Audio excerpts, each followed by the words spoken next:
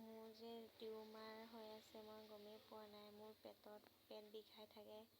সেই সোমবাৰে গৈছিলোঁ, সোমবাৰে আল্ট্ৰাচাউণ্ড কৰোঁতে টিউমাৰ বুলি ওলাইছিলে। অপাৰেশ্যন কৰিছিলোঁ, আপোনালোকক অপাৰেশ্যন কৰা পেটত টিউমাৰ ফুটা হেৰি কৰিছে। আল্ট্ৰাচাউণ্ড কৰিবহে গৈছিলোঁ। এনেকুৱা ডাইৰেক্ট এডমিট কৰাই দিলে। মাত্ৰ 2 দিনমানহে জীয়াই থাকিম।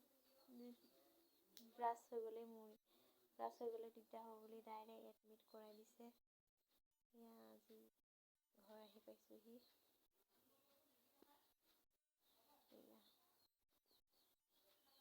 মোৰ ছোৱালী কি আছে দেখাই আছোঁ।